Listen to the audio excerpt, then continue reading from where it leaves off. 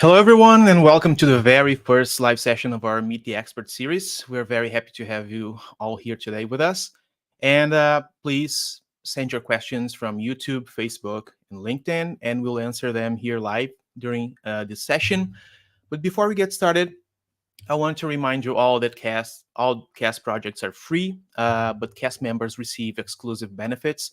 So for this Meet the Expert series, for example, cast members can join an exclusive session to ask questions directly on video with our guests after the public portion of the session.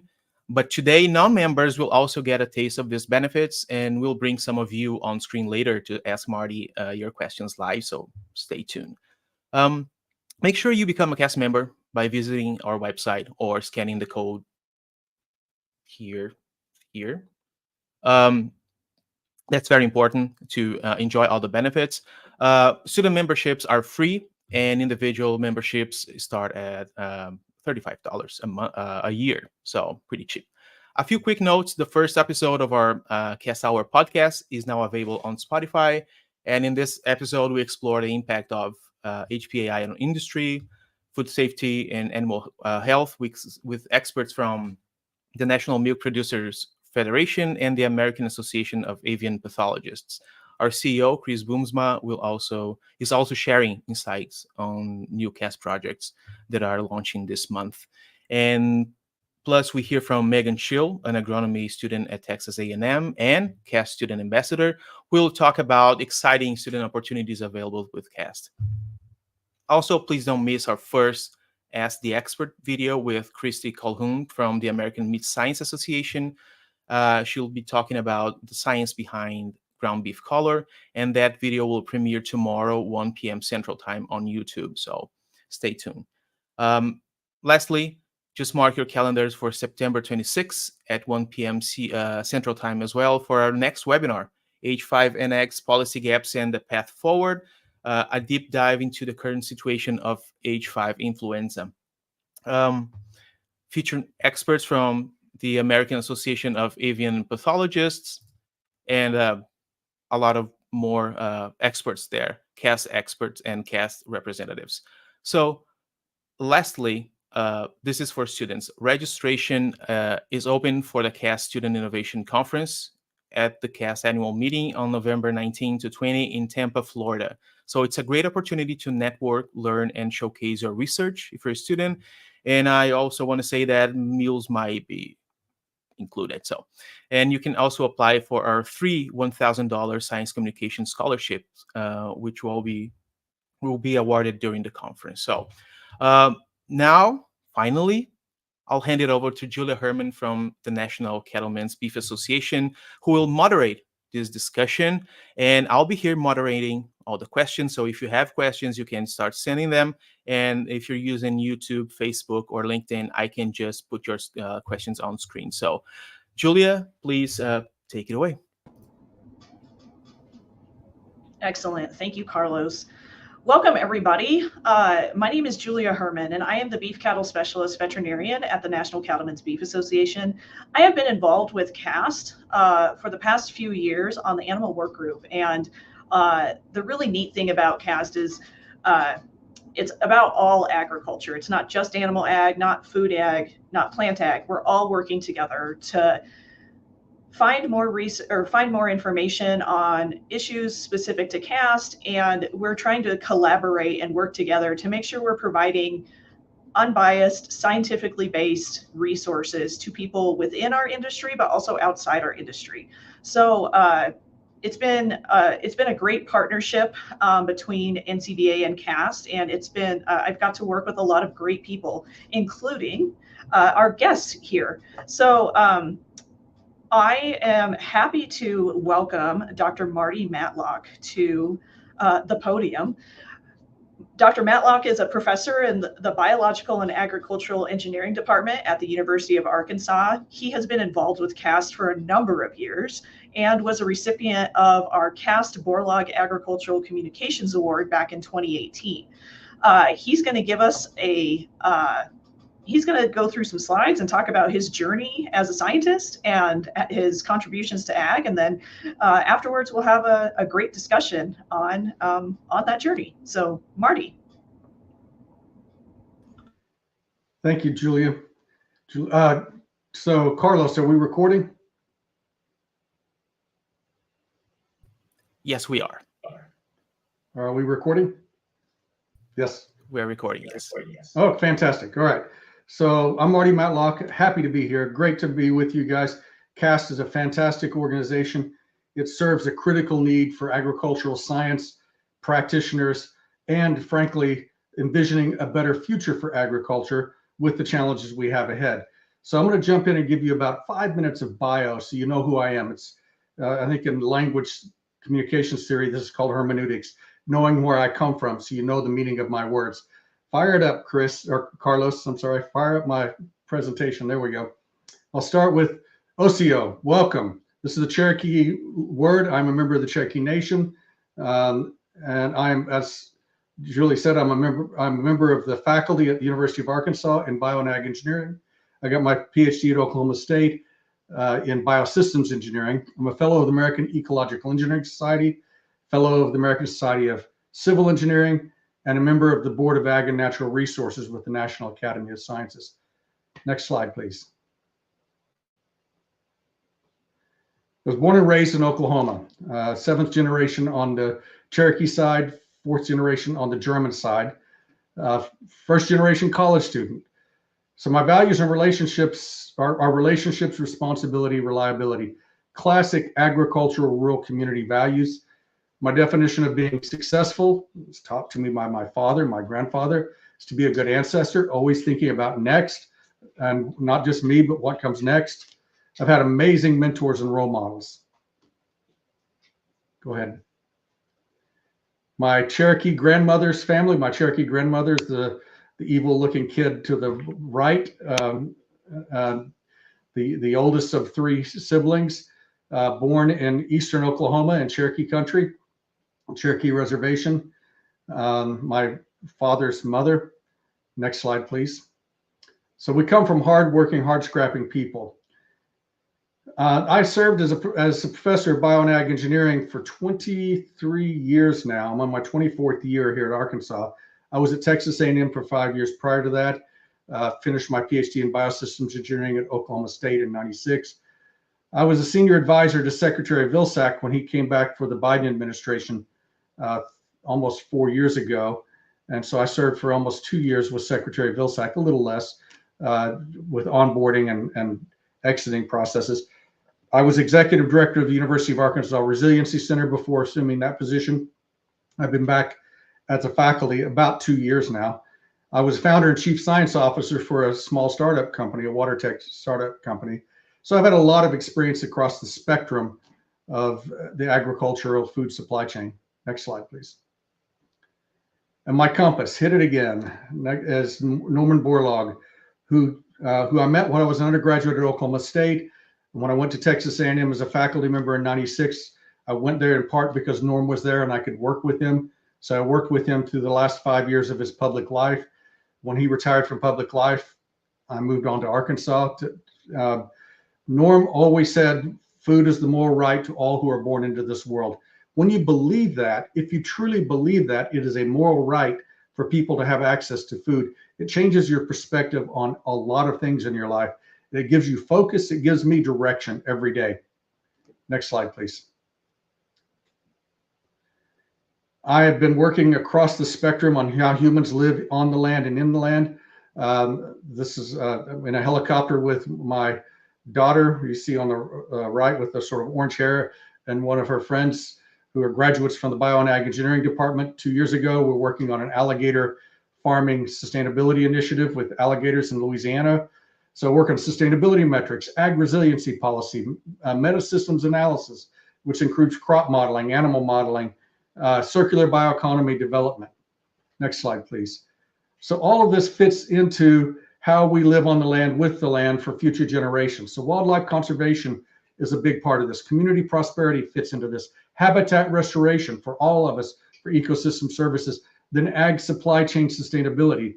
and resiliency. How do you keep food moving to people when they need it? If we run out of food, we're about 7 days away from the loss of civil infrastructure, 7 days away from riots. So we have 7 days to address a critical food supply chain disruption. We only have about 4 days to address critical water supply disruption. We need to think about our role in this system, this big complex system of systems in this integrated way. Next slide, please. So as I wrap up my work, I've, of course, worked with Secretary Vilsack on the ag supply chain resiliency policies, especially meat and poultry processing after COVID and disruptions we had there, as well as some other programs. It was an honor of my career to be entrusted by Secretary Vilsack with that cross-programmatic work at USDA. Boy, did I learn a lot in a really short period of time. It was incredible.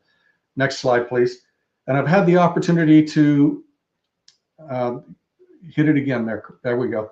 I had this is, I can never pronounce your name, but this is the EU ambassador to the United States. I had the opportunity to work with international ag policy around the world as well, representing what U.S. farmers are doing for sustainability to our markets, to other people, to expand understanding of what we do, because the world doesn't know how we produce food. They are happy to take it, but they don't understand it. And it's easy to vilify that which you don't understand. Next slide, please. So I'm building collaborative organizations to address complex problems. I think you got about 3 clicks here. Carlos, hit it again. So I was a founding board member with Field to Market. I worked with the U.S. Roundtable for Sustainable Beef with NCBA. And then now I'm on the Board of Ag and Natural Resources for the National Academies. So being a good ancestor means sharing what you know and leaving something behind of value. Next slide, please. So this is the final slide. You wonder what we should focus on as humans trying to make a difference in the world. We have a roadmap, 17 goals, the Sustainable Development Goals, 17 goals, 16 active goals, and the 17th is partnerships to accomplish the 16 goals. To transform the world, we have to work together across disciplines for a common purpose. We have to choose our priorities, and we need to tell our stories because we communicate to each other through our stories. Now I'm interested in hearing your stories and sharing some more of mine. Thank you. This ends the slideshow part. Let's talk.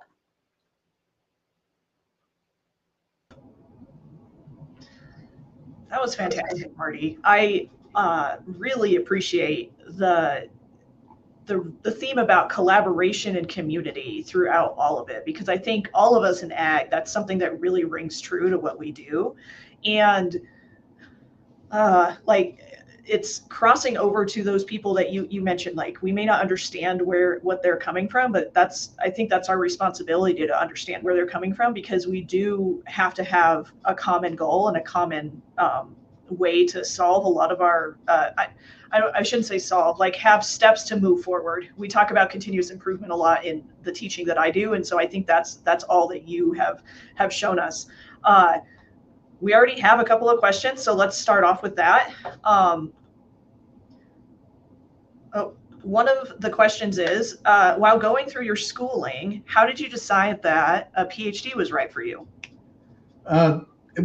I didn't decide right away. I'm a first generation college student. I just knew I loved the process of learning and I love science, but I had to work my way through my undergraduate degree and then my master's degree. And that took 5 years between my master's and my PhD. I have a master's degree in plant physiology. My bachelor's is in agronomy at Oklahoma State. My master's is in plant physiology. Then I went to work because I had to pay my bills. My wife got married. We had to pay the rent. And so I went to work for an engineering consulting firm. And I started a PhD in ecological toxicology fairly late in that process, probably 4 years later, because I was working in ecotoxicology and I saw the value of the credential to expand my access to other work, to expand, frankly, my knowledge and my effectiveness. So for me, it was not about an external credential, it was about internal competency. But in the process, and this is the wonderful thing about our educational journeys, is if you're open to it, you have no idea what's coming. You have no idea where the road's going to lead you. And if you're open to taking the road that isn't what you planned, The journey is amazing. I was all but dissertation ecotoxicology, and I had a meeting with Norm. I went down to Texas A&M and met with Norm and talked to him about where I was in my journey and what I was doing. And he said, so you're documenting the decline. And so this was Dr. Borlaug. If you'd never met him, he was direct to the point, and he was still a Norwegian wrestler at heart, or a little Norwegian immigrant collegiate wrestler at heart. He took you to the mat right away. So he got right to the point. So you just documented decline. How are you going to make things better with that skill set? That was sort of a sucker punch for me. So I went back and evaluated what I could do to make things better. And it turns out that the Ag Engineering Department at Oklahoma State University had just transitioned to biosystem engineering, because everything changes all the time, and they were expanding their view. So I went back to biosystems engineering, and they recruited me under a USDA National Leads program to get a PhD and to go back into the undergraduate prerequisites. And that put me on this trajectory. There were no bad choices. I learned so much with every step along the way, but I was open to new adventures, new opportunities, but I didn't have a rigid plan. I had a vision of a future on the horizon. I wanted to go that way. I had a heading. I had a moral compass. I wanted to learn everything I could do to make things better for my community and for the earth. And that's how I got here.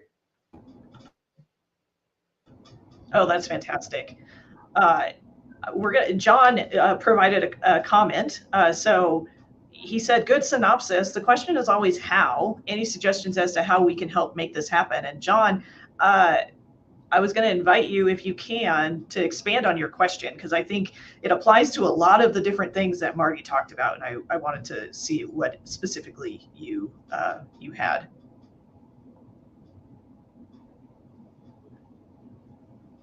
Does John know how to jump in? If we can't, maybe it's that collaboration piece. No, yep. I'll just send him a link.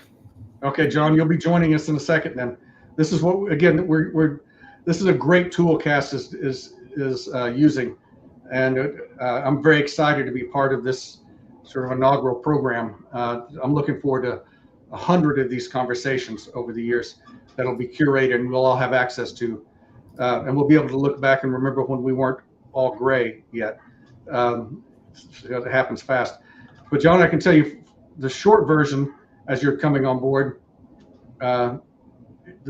We can't hardly agree on anything. How do we agree on food for all as a human moral right? Now you're getting to the point. So how do we agree on the challenge there is that for humanity, for a human individual to survive, no water, no food, no shelter, Maslow's hierarchy, the human can't survive. The recognition of food as a moral obligation to humanity is really messed up in the U.S. tradition of Adam Smith, of work for your sustenance, right? The sort of early American notion that if you don't work, you don't eat. And that gets difficult because now we get tangled up into politics. This is not about politics. This is about providing the basic necessity for all of humanity, recognizing that when you do that, then you start opening up the potential for people. Until people have water, until people have food, they have no human potential. And this opens up their potential for contribution across the board. This is self-interest. This is making our species, our civilization, our community stronger. And so that's where we start with. And you'll find, it's rare that we find anyone who disagrees with that. The question of how, which I think John asked, how we get there, well, there's no simple single way. We get there through everything we do. In our local communities, working with our food banks, with our community gardens, working with our supply chains, then our local, state, federal governments, working to provide safety nets. Then globally, we work with the World Food Program. We work with other organizations, FAO and others, to try to bring up baseline production so that food is available. Because when food is not available, civilizations fail.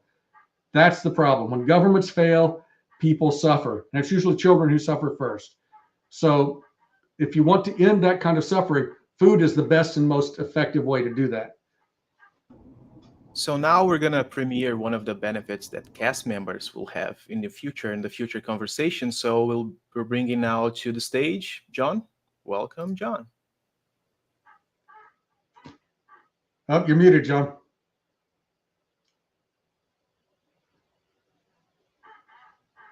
You're still muted, John. Bottom left-hand button. Well, the things that you think you'd figure out, but every system is different. And usually people don't tell me I'm muted. They just let me talk and then go on. But Marty and I have worked on the board on ag and natural resources. And one of the things, big picture things we talk about for people that are listening or following up later. And Norm is a great example of that. I had the honor of meeting him, and Marty, I'm trying to think how long ago it was when he came back to Washington State. He started his work at Washington State College back in the 30s, and he gave a talk to us. It had to be in the late 80s, and so he was like, in his 80s. And he showed a couple of slides on food production around the world, typical slides I've seen. We've increased food production 6-7-fold on less land. We don't have a technical limit. And a lot of times people get mad at me for saying that because they're asking for more money for, technical solutions. We have political issues. And scientists tend to stay out of those, or they're told to stay out of those. So, I don't want to give a lecture here, but Marty, I think too late, John, too late, but gets good. Keep going. Yeah. It's, what he showed us, what Marty has laid out here is simplicity in the approach. And how more honest can you get is if you believe this, okay. And you brought it up in your answer, this idea that you must work and suffer for your food, okay? We just got to keep working on that. We got to keep it up. So thanks, Marty, for that, and thanks, Cass, for doing this. And I hope this webinar and recording gets widely advertised. So thanks. Thank you, John.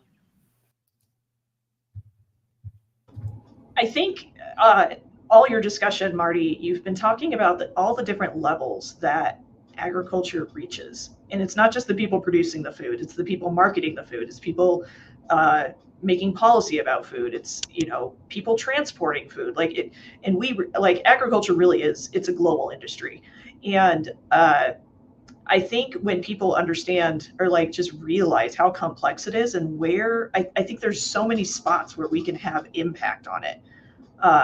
You talked about resilience earlier. And so how can communities enhance their resilience to food and water security challenges? Let's talk about this thing we call agriculture. We have roughly 8.2 billion of us, of brothers and sisters on the planet today. And we all need about 2,000 kilocalories on average a day just to maintain our physiological needs or growth and metabolism needs. Think about what that means. Do the math and figure out how many kilocalories we have to produce, process, distribute, and consume every day to sustain humanity. Agriculture is the most extensive activity in human history. It's the most extensive human activity on the planet. We use roughly 47% of Earth's terrestrial surface, when you include grazing and pasture lands, for the process of feeding humanity. We use as much as 80% of captured water, what's the so-called blue water, in order to irrigate our crops. Well, of course we do that because of the reason we described earlier. Without food, we don't exist. In 7 days, civilization doesn't exist without food. Moving food through this system, it's a partial differential equation. You start at time 0 through time 7 days, you're moving a lot of kilocalories around the planet every moment of every day. You're producing, processing, distributing that.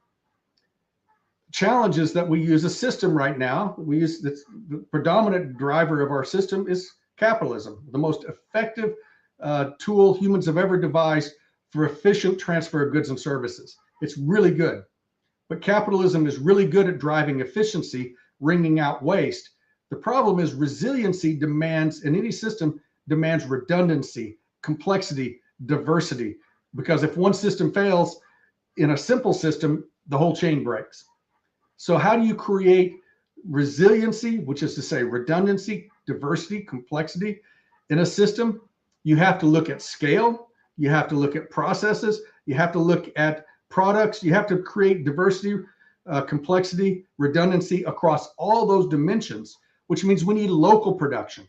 We need regional production, national and global. We need all scales, but we need to make sure we don't just go to the most financially efficient today.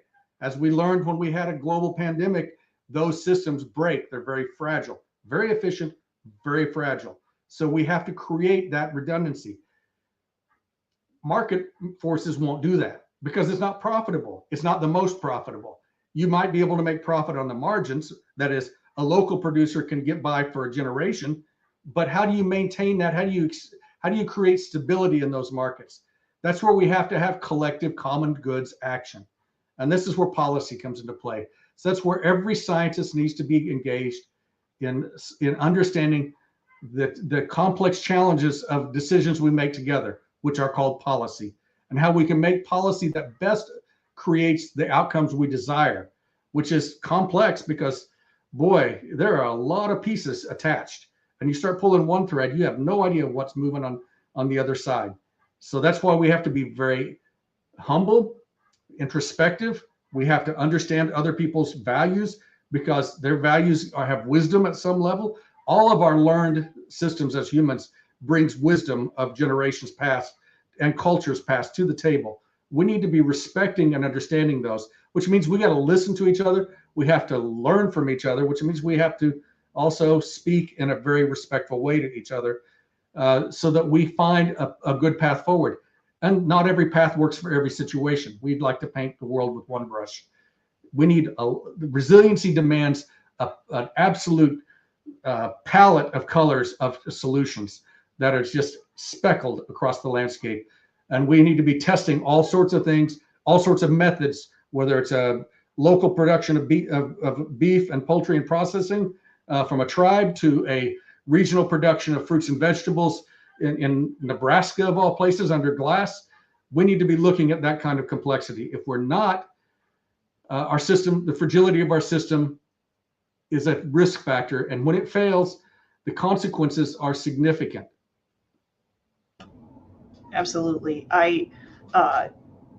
Man, you brought out so many good points. And I think I was just at a course where we were talking about systems thinking.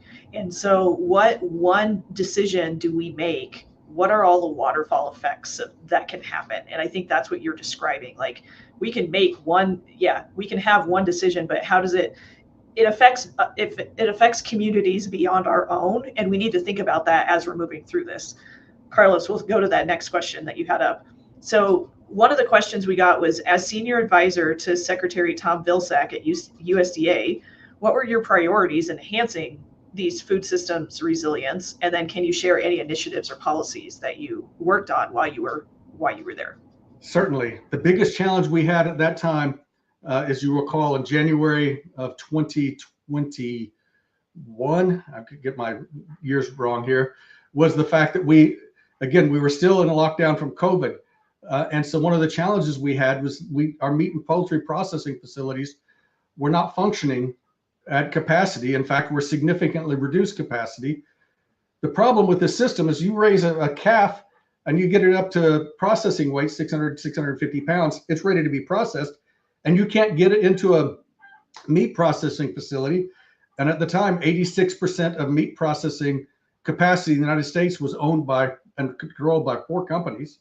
That's consolidation, that's centralization, very efficient, very cheap hamburger.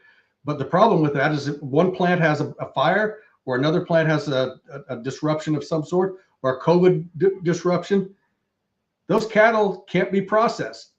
If anyone engaged in animals agriculture has deep respect for the animal. And Temple Grandin articulates this very, very effectively.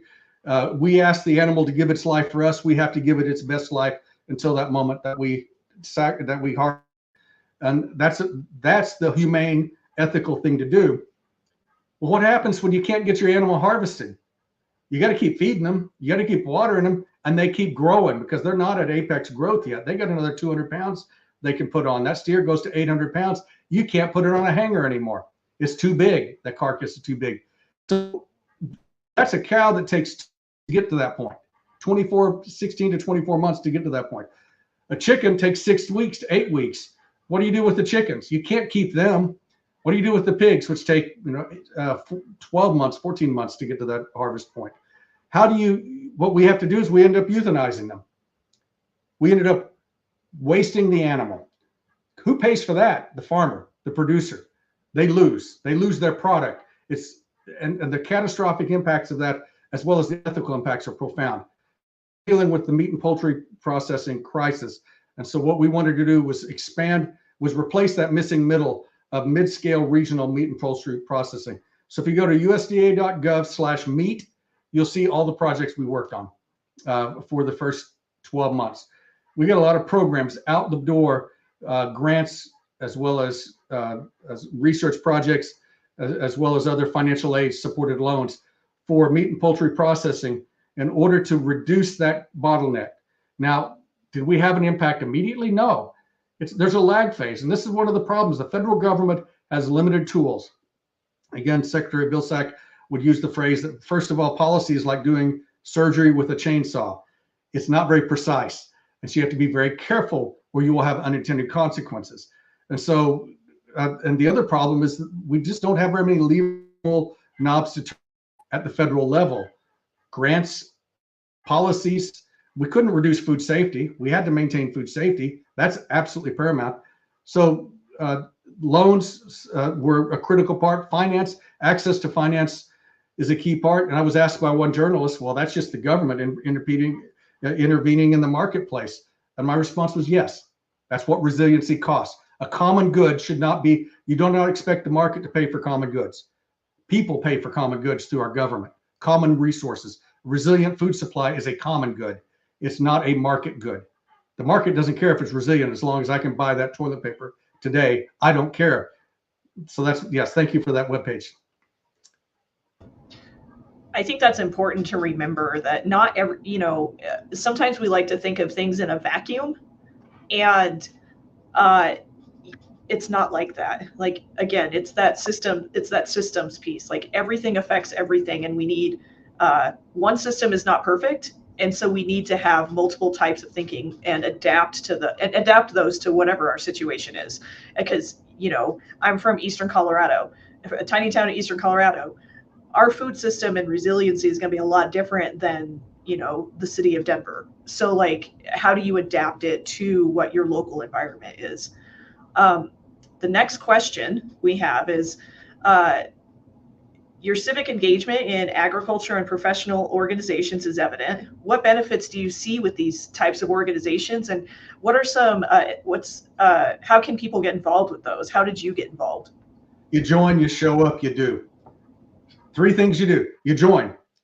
You pay your $35 a year dues. You show up. You attend these webinars and other events, and you participate in the community. And you do. How do you get involved? You say yes. When you're asked, when someone says we need someone to do this, you say yes, and then you go and follow through and do the thing you said yes to. And it's amazing how many people you can attract as colleagues and friends, and ultimately as friends throughout your journey, just by showing up and doing. Robert Putnam wrote a book back in the 70s called Bowling Alone in America, where he decried the loss of civil engagement. And he said, because we used to have bowling leagues, we used to have the Lions Club, we used to have all these civic organizations that we all participated in. And then they started declining. Participation started declining. Now, back in the 80s, he blamed television, mass media. Well, it's not television anymore. It's this evil device. It's social media. We no longer identify with people we've never met who are on our social media on the internet more than our next door neighbor. There is something broken in our civil society when that happens, because our next door neighbor may be 80 years old and may need help, but we don't know about it because we don't know our next door neighbor. And so getting involved, not just in professional organizations, but in your community is absolutely key. It's key to your good mental health. It's good to your professional development. You don't know who's going to be offering you that next job. I have hired so many people that ended up being my bosses in my 30-year career. You just don't know. And so you must be, the key here is to treat everybody we engage with as fellow travelers with the respect that everyone deserves, but also look for opportunities to serve. If you're a member of any community, you have opportunities, professional societies, clearly. CAST is a good interdisciplinary way to meet a lot of different people as well.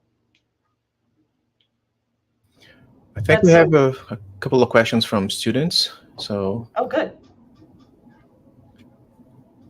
How do you decide? Go ahead. You've published a lot of papers in your career. How do you decide what projects to take on and leave for others? You know, I try to deal with the projects, with the problems that emerge in front of me. With the problem, I try to solve the problems I see that I have access to and I have tools to solve. So if you look at the publication list, there are a lot of topics, everything from irrigation water treatment with electrolysis to life cycle assessment of specialty crops and everything in between. I work on the projects that I have the tools to help solve, problems I have the tools to help solve, and that interest me. And as an academic, frankly, I have to be able to get the money to pay the grad students to do the work. So I have to align my interest with what society says are the problems that matter, which are what National Science Foundation, USDA, NCBA, other organizations argue are the challenges. If you want to be an effective scientist, understand the problems, not the solutions. You will find the solutions, that's your job, but you'd better understand the problems. We have too many solutions looking for problems.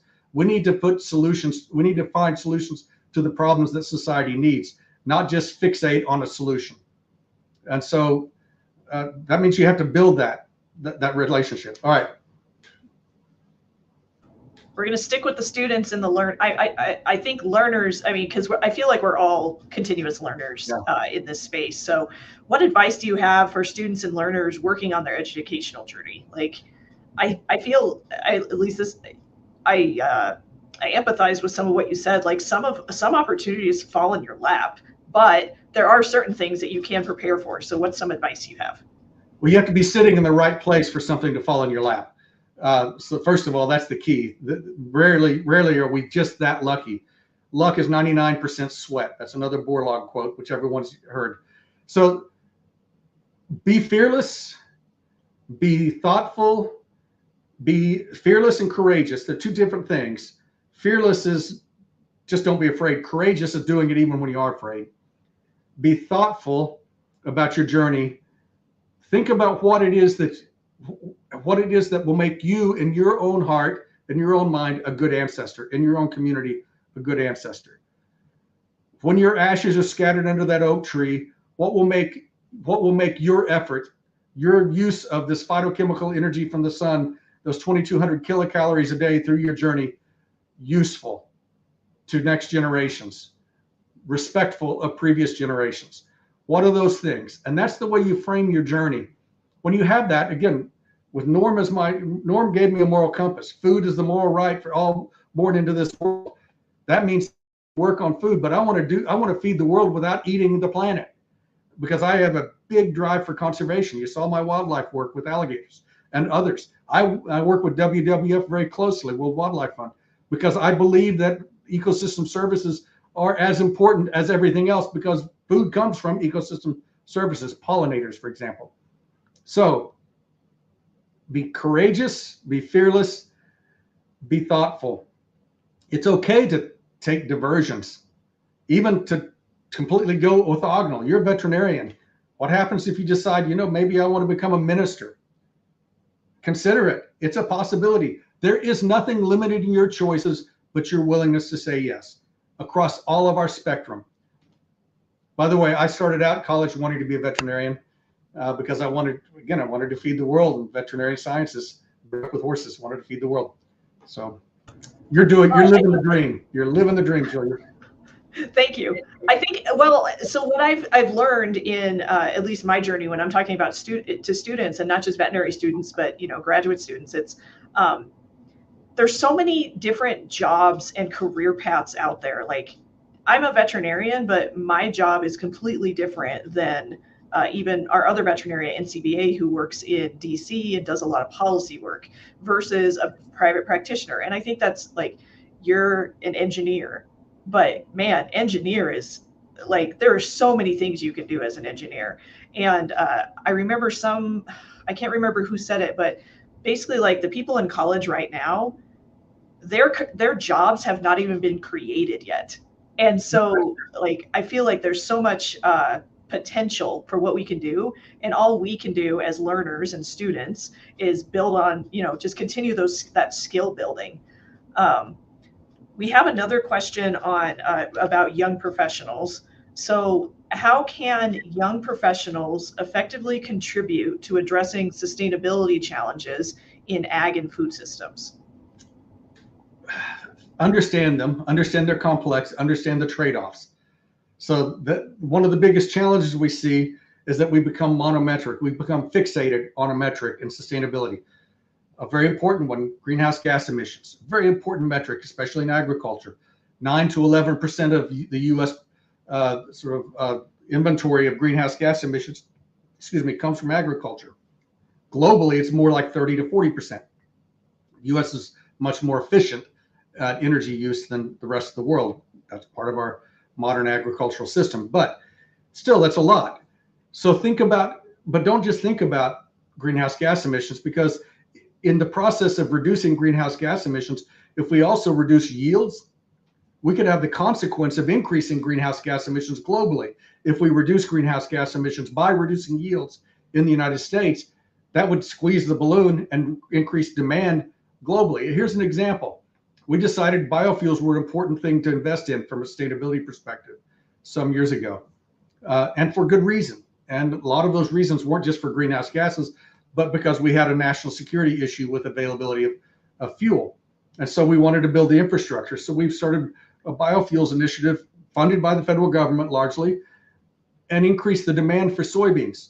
That increased demand resulted in increased demand for soybeans globally, which resulted in an expansion of soybean production in our cousins in Brazil, or with our cousins in Brazil. So expansion of soybean production in Brazil increased pressure on land use conversion in Brazil from savanna and rainforest into ag lands.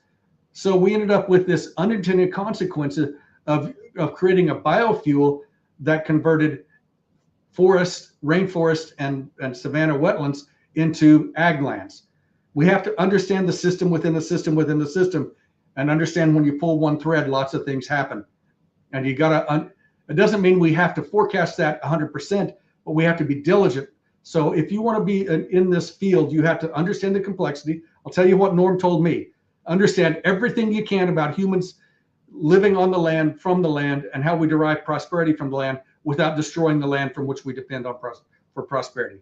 Understand our relationship with the land. That's economic, that's social, that's ecological. You got to understand all of those, and that's your journey. That's how you become involved. You find the niche that you most connect to, and then you find the suite of ecosystem services, the suite of sustainability indicators that matter. You can take a look at the Sustainable Development Goals, pick 4 goals to devote your life to. 4 goals, that's enough. I don't care which 4, pick 4. If you pick 4 out of those 17 goals and devote your career to those 4 goals, you will be a good ancestor. That's really great, Marty. Yeah, looking at the big picture, that's something that has challenged me so much. Like, seeing what your impact is beyond what's right in front of you. And agriculture, I mean, I feel like that's just like the pinnacle of what we do. I mean, the wheat produced on my family farm in eastern Colorado could get ground and sent to Europe to be put into bread. Like, there's all these different things where we are so interconnected, and how do we amplify that, or understand it and amplify it? The final question I'm going to ask you, we hear about how 2% of the population is directly in ag or production ag, we know that that's not sustainable. So how do we build bridges? How do we invite people who may not have an agricultural background to be interested and to, you know, be part of our community? Because it goes back to what you were talking about at the very beginning. It's that collaboration. We have to see what they want, listen to their stories, but we have to figure out a way for us to move forward together. So what are some ideas you have? There's several facets to answer that question. The first simple answer is the food and ag supply chain is an incredibly broad, integrated system. And so you can find footing, even if you're just in marketing. That I can tell you, there are a lot of jobs in marketing of food and ag systems, whether it's restaurants, whether it's branded products, whether it's grocery stores, Walmart, for example. So there is no barrier to entry to the food and ag system based upon your background. There's just none. The system is so broad and comprehensive. There's room for you there. So that's the first simple answer. If you want to be in production ag, that's a different question, because the barriers to entry to production ag are usually scale. Scale equals cost. An acre of land in Colorado ain't cheap. An acre of land in Arkansas ain't cheap. So if your production system requires 1,000 acres in order to maintain enough head of animals, beef, to produce enough cattle every year to make a payment, then you're going to have a significant financial input in order to get started. And most folks who don't have that background already can't do it. The barrier to entry is too great. So you look for something that scales appropriately. You need a high value crop that has relatively low land requirements, low labor requirements, because labor is hard to come by in production ag. So high value, and has a strong market. High value is part of that market, and high yield. So you can get a lot of yield per square meter, a lot of yield per acre. Now, in some states, that's working great. It's called marijuana. Boy, is it booming. It's hard to find greenhouse gas, or it's hard to find greenhouse equipment in many places because the expansion of the marijuana industry is starting to table off now. But boy, that boom was huge. And it just sucked all the greenhouse equipment into that space. You couldn't buy irrigation controls, any infrastructure. Now that boom is sort of stabilized. I say that marijuana is the gateway drug to horticulture, because what's going to happen is a lot of folks are learning how to grow under plastic, under glass, and they can then translate that to high value horticulture crops for local markets. So with 10 hectares, 20 acres in Northwest Arkansas, on the Western Range in Colorado, where you actually have some rainfall, you could, with 10 acres or 20 acres, you could grow enough to have a life with dignity. You could grow enough local crops under high tunnels, under plastic, or under greenhouses for local markets, because you're never more than 3 or 4 hours from any major city in most regions of the U.S. Some places you are, but most places you're not. That means you have trades, grocery stores who will pay premium for those seasonal local products, and you can make a $100,000 net profit a year off of 20 acres. That's enough to pay for the land, support a few employees, get your kids through college, and have a retirement. That's a life with dignity as a farmer. That is possible today. It wasn't possible 20 years ago. And that's only going to get better as our technology to produce gets better. So there are many, many pathways. Be creative, be fearless, be thoughtful, and then be courageous. That's the key. There are really no limits to young people's access to agriculture from a finance perspective at that scale now, because USDA has so many first generation farmer grants and opportunities. It's in your reach if you want to do it. But I'll warn you, it's hard work, and there are no holidays, and there are no hours. If it starts to hail at 3 a.m, you get your butt out of bed and you're doing whatever you got to do to protect your crops at 3 a.m. That's what you do. That's a great way to end our conversation. This has been really fantastic, Marty. I loved hearing about how you got to meet Dr. Borlaug. Man, I got goosebumps like hearing about that. I'm really jealous of you right now. But thank you so much for sharing about your journey as an agriculturalist and providing advice to everybody out there. We appreciate that. Please, everybody, join us for future webinars, and I'm going to pass it back over to Carlos. Well, thank you, guys. Thank you, Marty. Thank you, Julia. This was amazing. And I just want to thank our viewers as well and the questions. So, and just let you know that our next Meet the Expert live session will be on October 16th with Alison Bentley from the Australian National University in our 2023 Borlaug Cast Communication Award recipient. So tune in for the next session, and I'll see all of you soon. Thank you so much.